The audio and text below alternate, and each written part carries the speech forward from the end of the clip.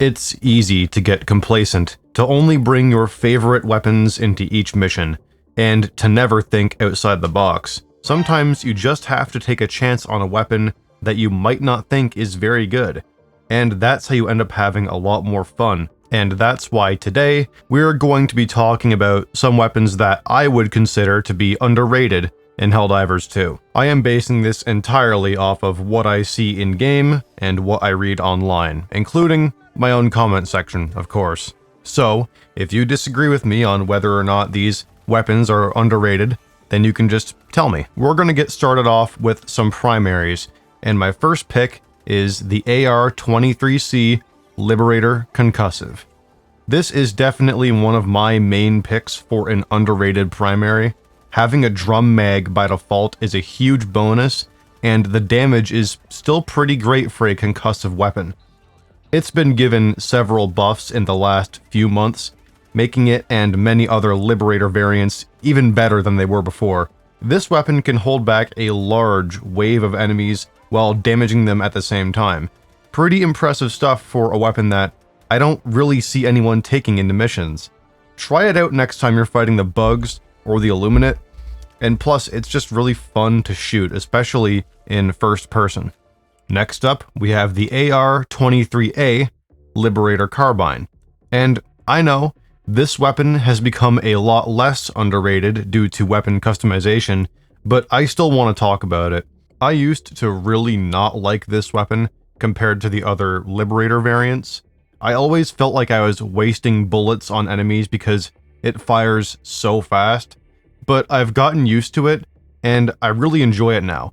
If you want a good way to conserve rounds with it and learn how to use it better, you can try out the burst mode instead of full auto. It will still fire very fast, but it will feel more controlled and you won't end up using too many rounds on a single target. Once you level it up, you can make it much easier to control, which is definitely better for full auto. And you'll have used it for a while by this point, so you've probably learned to just fire in bursts instead of full auto spraying. So once you're at that point, you can use it to great effect against anything with light armor or of course unarmored enemies. It will absolutely shred any weaker enemies, and once you get the drum magazine, you'll be taking out entire hordes of them too. Next up, we have the R2 Amendment. I don't see many people using the Amendment. That could be because it's from a more recent warbond, a warbond that isn't considered to be as good as many of the older ones, but I'll still talk about it anyway. The Amendment is a DPS machine. The only bad thing about it is the lack of a full auto mode and the lack of armor penetration. If you can get around those problems, it can be an incredible tool against anything that needs raw damage applied to it, like a flesh mob, for example. Each round has a comfortable 200 damage per round, which is 35 more than the Diligence, which is the only other marksman rifle with a light armor penetration. It is a tough weapon to ignore when you look at it mathematically. It is a great side grade to the assault rifles, and it's damn fun to use. Plus, it comes with a bayonet, and as a nice bonus, it is just a beautiful weapon to look at. Next up is the SG-8 Punisher. This is the first shotgun that most Helldivers will get their hands on, and it is one of the most basic. It is a simple, tube-fed, pump-action shotgun that penetrates light armor and deals great damage. It's solid against any unarmored and lightly armored enemies because of just the raw damage it has. And people undervalue just how good a tube-fed shotgun really is. It means that you can't waste any ammo from dropping magazines, and you can quickly load in a few rounds in a pinch if you find yourself in a compromising position. And nowadays, you can get a tighter muzzle choke, meaning that you can concentrate all of that damage onto a single target if you really want to, which is just a great bonus, and it lets you customize it to be better for a wider spread or better for pure concentrated damage, depending on what you want to have. Overall, the Punisher is just a good option for a shotgun. Next up, we have the SG-8S Slugger. This is essentially a modified Punisher. It has the exact same recoil, rate of fire, and ammo economy, with the only real difference being the actual ammo itself that it fires. It fires high-powered slugs that can penetrate medium armor, making it a very versatile weapon, and it's good against most standard enemies. It is a quality option for dealing with lots of the bot enemies. It still comes with all of the benefits that I listed with the Punisher, like being tube-fed. And it functions the exact same, except of course for the ammo you fire. So this is just another good choice for a shotgun, and it's currently the only slug shotgun in the game, so it has its own niche all to itself. And now we're going to move on to secondaries. Jumping right into another shotgun, the SG-22 Bushwhacker. This is my number one option for an emergency secondary. Something that you whip out when you have exhausted all of your other options and enemies are coming right for you. The Bushwhacker is a triple barrel, sawed-off, break-action, secondary shotgun. It is the only triple barrel shotgun, and it is the only secondary shotgun, and it's the only way to take a break action into your loadout at all. So this weapon definitely fills its own niche. It can fire a single barrel or all 3 barrels at once, depending on which firing mode that you choose. It's great for staggering enemies and dealing good damage up close, but it could do with a buff to its damage. A sawed-off shotgun at close range should be absolutely lethal to most enemies, definitely unarmored enemies. Still, this is a unique, fun, and useful weapon that most people should consider. Next up, we have the P-72 Crisper. This is another very unique secondary, and it's honestly one of the best. This is obviously just a handheld flamethrower, which makes it very useful against any close-range enemies that might run up on you. As long as you have some space between you and the target, you can light them up and cover the ground and fire, giving you some easy area denial and damage over time against pretty much anything in the game. And being a flamethrower, the damage is nothing to scoff at either. It is a very effective way to deal extra damage to all kinds of enemies and stop them right in their tracks. The only problems with this weapon are of course the range and the canister size.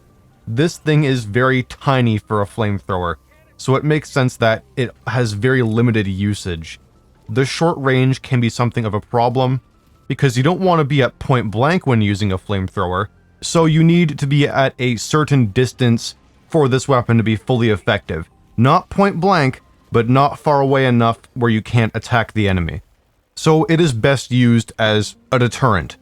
It's kind of like the Bushwhacker. It is still an incredible secondary though. This weapon is worth your time. Next up, we have the LAZ-7 Dagger. I'm not usually a fan of laser beam weapons. I've always preferred projectile energy weapons like the Talon and the Sickle. But this is pretty damn good for a secondary. Heat-based weapons are always a good backup tool. They're very reliable, just as long as you aren't overheating your weapon. The dagger can deal great damage over a pretty long distance to lightly armored enemies. It's good against small groups. You can just sweep your laser over them, dealing some good damage and building up heat on your enemies at the same time. One of the best things about laser beam weapons is how accurate they are. Ever since they removed recoil from them, they are pretty much completely accurate when standing still. The dagger is much less accurate while moving because it's handheld, but the accuracy of lasers is still something to point out. Overall, this is a pick that even I forget about sometimes, and it's not exactly the most satisfying weapon to use in my opinion when you compare it to some other secondaries and even other energy weapons, but it's great at doing its job, and yeah, it's just pretty good. Now, we're moving on to throwables, with the first pick being the G6 frag. Now, I don't think anyone is actually hating on frag grenades, I just don't see them get used as much as I think they should be used. By far, the best thing about frag grenades is the amount you can carry. You get to carry 5 by default. That is 5 enemy buildings worth of grenades already. But if you take a passive that lets you carry more, like Engineering Kit or the recently buffed Integrated Explosives, that number of grenades you can carry increases to 7, which is a lot of explosives to be hauling around. Again, this means 7 bug holes, 7 fabricators, or 7 warp ships that you can destroy. Another great thing about them is their short fuse time. This makes them great at simply tossing away at enemies to get some extra damage out. And when you're carrying 7 of them, that is a lot of easy firepower at your disposal. Not to mention, the recent buffs to shrapnel have made them even better. So if you haven't been using frag grenades for a while, then try them out again. They have become my most commonly used grenades next to thermite. Next up, we have the G4 gas. These grenades are pretty self-explanatory. They're great for covering an area in gas to damage and confuse any enemies in the general vicinity. They're the best grenades for pure area denial, because they won't just kill enemies, they will do a great job with crowd control. The gas confusion effect is no joke. Sometimes it can make enemies kill each other by accidentally attacking one another. It even has enough explosive force to destroy enemy buildings, so it's pretty much good for any scenario. The only real issues are the lack of instant damage, and of course the area denial that comes from gas can be a detriment if you place your grenades in the wrong area. That will become a hostile area for you and your team. You should be using it to cover choke points and slow down enemy advances, instead of using it to assault enemy positions and clear them out. I have never seen anybody taking these grenades really, not in a long time, but more people really should. They're very effective. Next up, we have the G3 smoke grenades. And let's get one thing out of the way right off the bat. These grenades are not good for killing, not at all. They do no damage. But they're the best tool for disengaging with enemies or generally confusing enemies during a firefight. In Helldivers 2, smoke is a legitimately effective tool. Enemies can't shoot you with pinpoint accuracy through smoke screens like some other games where you might assume that smoke is useless. This is great for stealth missions or any missions where you're hyper-focused on the objective. Being able to slip away from a fight gone wrong is actually a great thing to be able to do. Smoke grenades do come with some problems though. They are very situational. You just don't want to bring them all the time when compared with more conventional grenades, and they could use some buffs. They could do with having a larger smoke screen, and you definitely should be able to carry more than 4 by default. It should be 5 at least, maybe even 6 or 7. When you consider that these grenades literally can't do any damage to enemies, I don't think that's an unreasonable thing to ask for. My point is that these grenades have their purpose in the game, and they're worth trying out if you haven't tried them out already. And finally, we have the G142 Pyrotech. Similar to the amendment, I might not be seeing these around very much simply because they're very new, and not everyone is going to have them. But I'm just gonna go off what I see during gameplay, and what I see is not a lot of these grenades. They're actually very good at damage over time in a decently sized area. They are deceptively strong.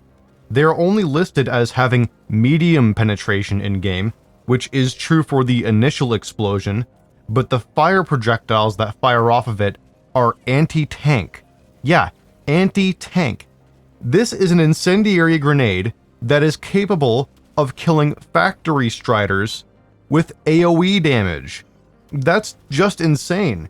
Not to mention that you can block off a choke point for a short time with these and kill just about any enemy that decides to charge through the fire and the flames. And I haven't even mentioned that you can hold 6 of these by default. That is 8 grenades with one of the passives that I mentioned earlier. This makes it the throwable in the game with the largest inventory, aside from throwing knives, but those don't count. The only downsides to this grenade are the initial explosive damage and the inability to destroy enemy buildings, but those aren't the end of the world. Definitely consider getting Masters of Ceremony and the Pyrotech grenades if you like the sound of everything I'm saying right now. And there you have it, a collection of what I consider to be underrated weapons in Helldivers 2. But what do you think are underrated weapons in Helldivers 2? Leave a comment down below. I read all of my comments and I would love to hear what everyone has to say. Leave a like on this video if you enjoyed watching, and subscribe for more videos on Helldivers 2. And that is all I have for today, so this is the SCS Prophet of Dawn signing off.